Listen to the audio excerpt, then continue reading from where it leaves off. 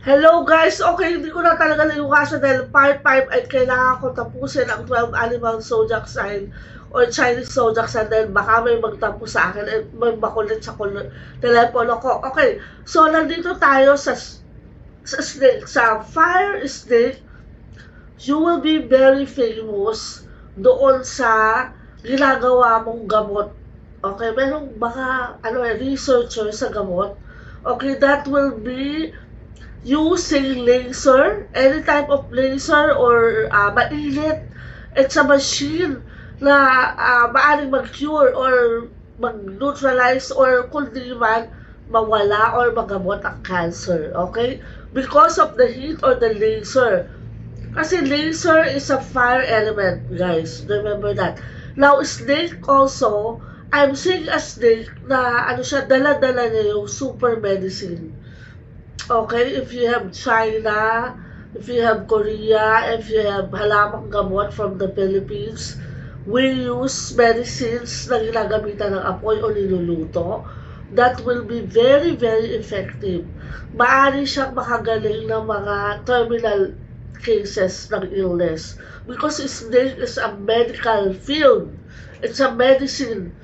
If you have a son or daughter that is on the year of the snake, okay, gawin nyo silang i-encourage nyo sila maging doctor or nurses because they will be very successful. Snake is also good in sales. Katulad na nabanggit ko sa Fire Fort, they will have $1 million sales. Kasi ang snake is very simple. Tinititignan ka niyan habang nagsasalita ka, pinapabaya ka na magkwento, until malaman mo na bentahan ka na. Okay, ganon kagaling, katilig ang snake people. They're very good in sales. Ang snake people sa Chinese, the parents or guardians or elders Chinese, the snake child, nilalagay siya doon sa kaha o kahera siya. Kasi mabilis siya magbenta, mabilis siya mag-sales. Okay? So, let's go to snake people.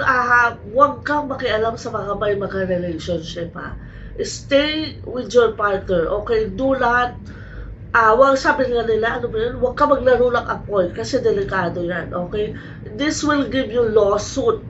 Okay, next, horse. Year of the horse, yung matatanda natin, horse people. Okay, if you are, water horse, elder water horse, okay, mag-avoid ka sa too much emotions, okay, huwag masyadong matampuhin lolo, lola, mami, daddy, ate, kuya, bunso, okay, pag-aralan mo na maging open-minded for this year because snake or fire snake is a jolly year, it's a fierce year, it's a quarrelsome year. Kung yung wood element, naghahamon lang siya ng away, naggigirian lang sila, nagpapariligan lang sila. Ang fire horse or ang fire element is totally nagsasalpukan. So, avoid fight. Yan ang ko. At saka, in-nourish nyo yung relationship nyo. Now, the horse will be going out. You will have a lot of trouble to the point na minsan, iwasan natin yung aksidente, ha? At saka, ang horse kasi, masigit ko lang, maraming sulog ang mangyayari. Yung mga machine nyo, okay, sa mga factory, tanggalin nyo yung plug tuwing wala na nag-ooperate kasi importante na walang naka-open na bulb o yung nakasaksak yung mga despalingkado, ng mga saksakan, mga plug din natin sa kuryente na pinagmumulan ng apoy.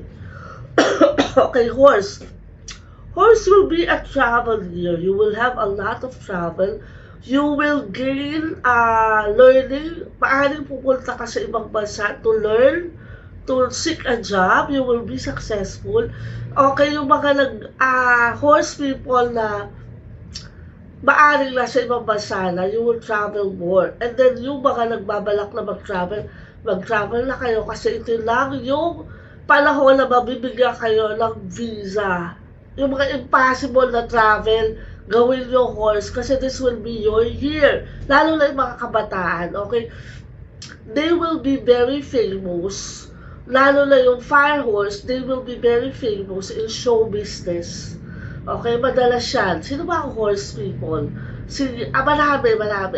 I don't want to mention name kasi baka yung iba hindi ko mabanggit magtampo sa akin. Okay, let's go to the sheep. Sheep is a shepherd. They go by travel. They need a little bit of guidance or authority for them to master their craft. Kapag sila ay, halimbawa, merong mga sheep na nakulong, tapos pag lumaya sila, naging successful sila. And super successful talaga sila. Okay, the sheep is nagpapalit siya ng damit, nagpapalit siya ng pagkatao, ng personality. And yung pagpapalit niya ng personality, she will be famous. Now, the sheep leader will gain a lot of charm and attention from the people. Kasi because of the wood element na, kung mag-hire ka ng assistant na wood, you will gain a lot of people. Okay, lumalakas sa side power ko, guys. Sorry ah. You will gain a lot of people, a lot of followers. Okay, sheep, remember na karamihan ng sheep leader na kakilala ko is a church leader. Okay, I won't mention the name. Okay, so yung mga sheep is about, if you are a sheep people, magaling kang mag-lead ng tao, magaling kang mag-manage ng negosyo ng tao ha. We're talking about group of people, multitude, thousands. Okay, if you are a sheep, you will gain a lot of followers, you will gain a lot of membership. Okay, you will be an officer of some kind. Okay, take advantage mo yan because the fire element or horse is sisikat ka bilang leader. Okay, next, let's go to monkey. Monkey is victim predator yan. Nagkukuha rin siyang victim, nagkukuha rin siyang predator. Now, why do he do it? Bakit siya ganon?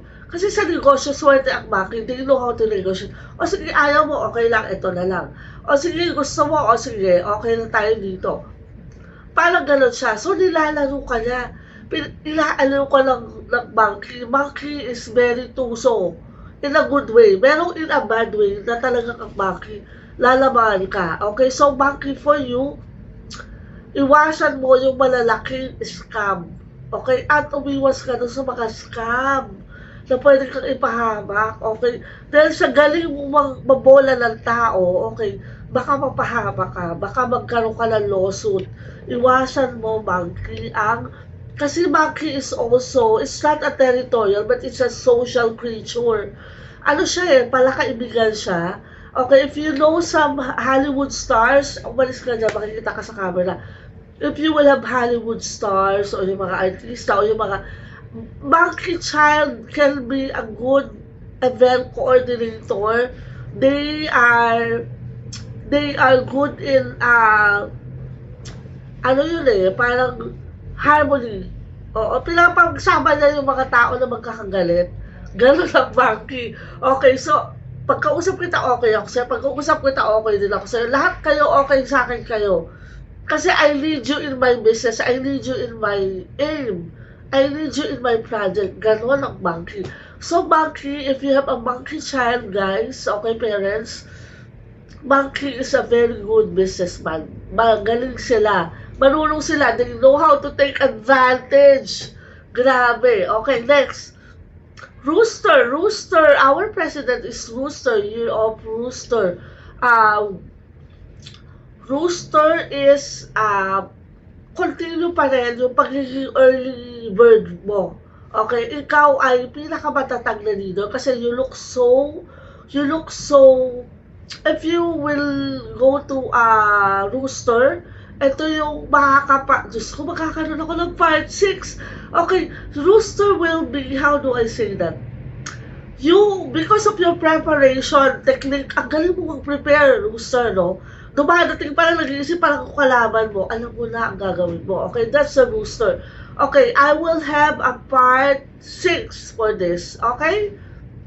Wait a minute, Rooster.